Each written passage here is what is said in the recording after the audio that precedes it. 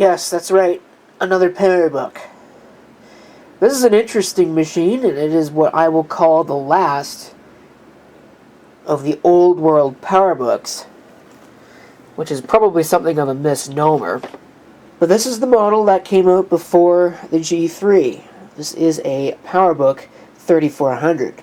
In particular, this unit is a PowerBook 3400C/200, and it was the replacement in Apple's product line, at least I believe anyway. It's a little bit nebulous when it comes down to things after the PowerBook Duo and the PowerBook 5300 series machines, and I guess to a certain extent the PowerBook 190 as well, which was the last of the 100 series machines, but didn't really share anything in common with any of the 100 series machines.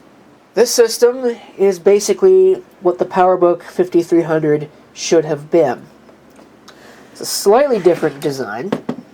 Unfortunately, I don't have my 5300 here to compare with.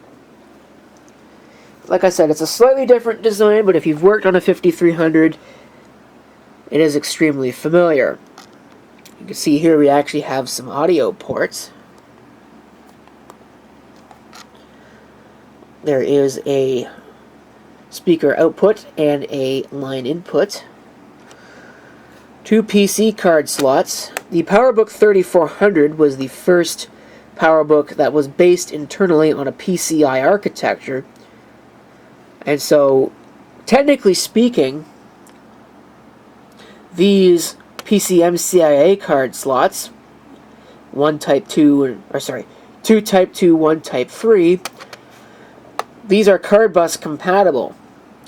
Although my understanding is that the 3400 and the later PowerBook G3 Kanga, which was based on the same basic design, they're only designed to take the older 16-bit PC cards.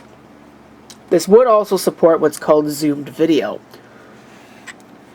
Right there, not 100% sure what that is. It's probably not a PS2 port. Maybe it's S-Video? But it could be a PS2 port, considering there's a VGA port here on the back. There's the DC input, a marked improvement over the previous PowerBook 5300 series machines, although the power supply looks pretty similar, if you remember those machines. It does still have an HDI 30 SCSI connector. There is the modem port, and that is GeoPort compatible. There's a switch here. This is a combination modem and Ethernet. The low-end model, which had the 180 megahertz processor, only had a built-in modem. There's infrared there. On this side is the expansion bay, and this was compatible with the PowerBook 5300. And then right here is your battery. We'll go ahead and open it up here. You can see, again, if you're familiar with the PowerBook 5300, this should look fairly familiar. The trackpad is basically exactly the same. There's the keyboard, which, again, is basically exactly the same. This one's got a fair amount of wear on it. There is a slight difference in the design here with respect to the speakers. They are here on the base of the system as opposed to in the hinge area. My understanding is that underneath all of this skin, there is a radical redesign going on here, particularly with much more robust hinges than what was seen on the PowerBook 5300, which is a common breaking point. Here's your display. I believe that is a 13-inch display, it might be a 14, with a whopping 800 by 600 maximum resolution.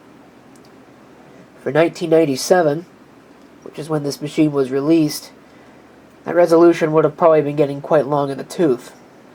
But again, as mentioned, this is basically what the 5300 should have been. There were a couple of other models that Apple introduced around the same time. There was the PowerBook 2400C, which I believe was a replacement for the PowerBook Duo series. It'd be another interesting machine to get, but they're very hard to find and priced accordingly. Then there was also the PowerBook 1400, which replaced the low-end model, effectively the PowerBook 190 in Apple's lineup. I have a PowerBook 1400. I have not made a video about it yet. These are also a difference. On the 5300, the adjustments were here on the side, and there is a standby switch right here. Sorry, that's not a standby switch, that's actually a cover for a screw. Forgive me, I'm a little tired. I saw this symbol here, but that symbol is actually simply referring to the light that's right there. That indicates that this thing is in standby mode. Alright, time to fire it up here. Now you may notice something. I don't have this machine plugged in at all. Guess what, folks? This might be a miracle system. It has an original lithium-ion battery in it. Again, a much better battery than what they would have been putting in the 5300. Certainly subject to a lot fewer battery fires. Watch this.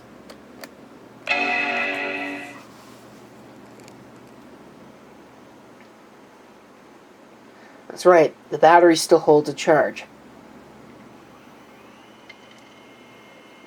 There's the IBM hard drive spinning up.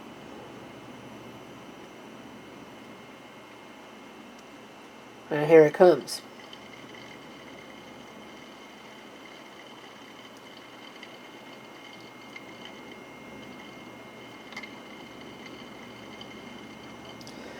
The system came with this installed.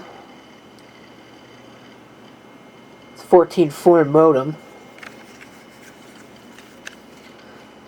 Probably is painfully slow and painful to use. Although as somebody who actually used a 14.4 modem for a while, now when there were no other alternatives, you took what you could get. But those very quickly exceeded their usefulness once the internet started getting extremely heavy, or at least once the user started getting into extremely heavy websites. Pictures, media. I wouldn't even dare try and go on something like YouTube with that.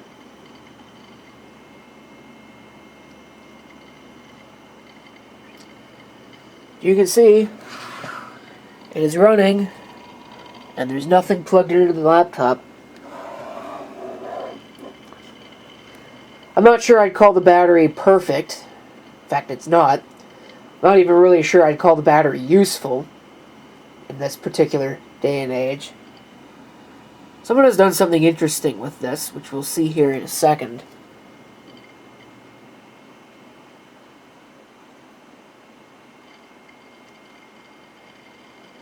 You see this thing is running macOS 9. This would not support macOS 10. I believe you needed a G3 for that. Well, I suppose you could fit this with a G3. But look at that. It's using the new style macOS 10 icons. And what's more than that, because that looks fairly interesting, doesn't it? Someone has installed an Aqua theme pack on this machine, along with some other stuff. They've, of course, left all of their personal documentation on it. But yeah, you can see it's probably not perfect anymore, but it is running.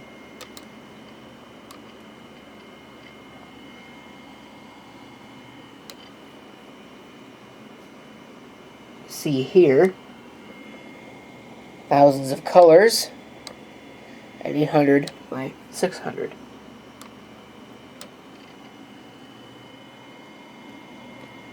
macOS 9. It's only got 48 megabytes of RAM, which is a little bit of a limitation.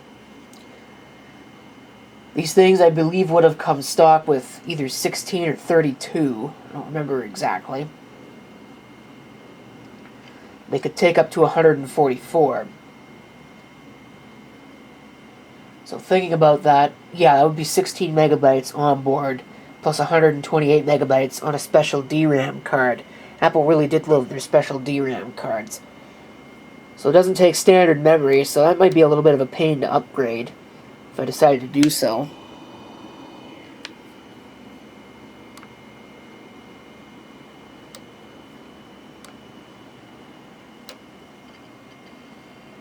Go ahead and open up the system profiler here.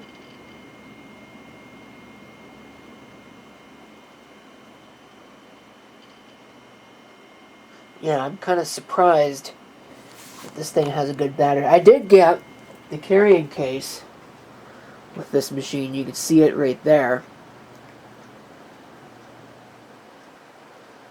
Because of that, the seller packaged things in a fairly subpar way. That is literally how it was packed. Well, there was a plastic bag that the laptop bag was in that I guess was supposed to give it a little bit of rigidity. I don't know, but I'm sure it didn't help. And given this was delivered by United Parcel Smashers, I'm kind of surprised that it arrived in one piece, but it did. So I guess I shouldn't complain too much. This is running the original Mac OS 9.0. With no active enabler. Virtual memory is turned on and turned up quite high. And there you can see, yep, on the logic board there's 16 megabytes, and there's an expansion card with 32 megabytes. There's your machine ID, 3400 series. It's PowerPC 603EV at 200 megahertz. The CD-ROM drive is a Sony, kind of an interesting product ID. But I believe that is just a CD-ROM that's not a burner of any kind. Would have been a little bit early day for that. Although I think CDRWs did exist at the time. Here's your IBM hard drive. It's about a 750 megabyte drive. Though interestingly, you can see there DPRA-2810 would almost suggest to me that it's 810 megabytes. This has built-in Ethernet. Doesn't really say much about it, as mentioned. And the video is provided by way of a Chips and Technologies 65550, a very common chip. Other than that, probably not much else really to say. The date and time is wrong. In terms of data, there is a frightful amount of it, as you can see. Someone really got their use out of this. Unfortunately, there is one problem. It is that there are some of the keys on the keyboard that don't work. The keyboard does work, but there are some keys that do not. So, I'll have to see if I can maybe find a replacement keyboard. I don't think some of the earlier keyboards, out of something like, say, for example, the PowerBook 520, would happen to work. But if they would, that'd be kind of neat. I'm not sure that they would, though. I think this keyboard's a little bit different. Having said that, though, I'm sure a well-placed web search would find something. This does have Office for Mac on it. Version 2001. Not sure these will actually open. Oh, they will. Sound works. I mean, you heard the sound, so obviously it works, right? Of course, there's the volume controls and the brightness control.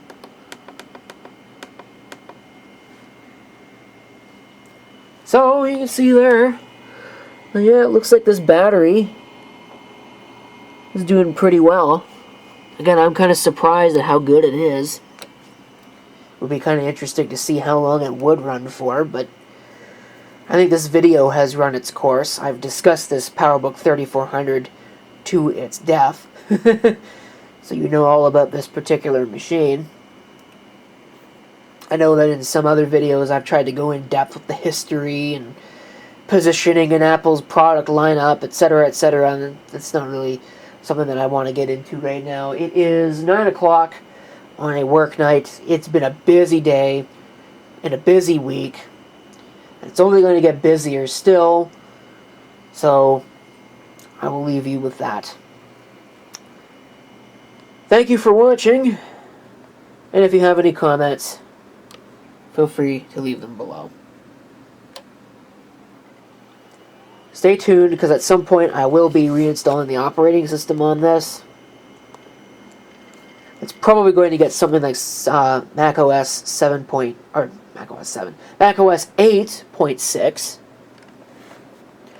Although 7.6 would have been a good operating system, I think 7.6 is a little bit old for this. Maybe even been what it's shipped with. But OS 8 will be quite at home on something like this. And OS 9 is probably a little bit too heavy for it.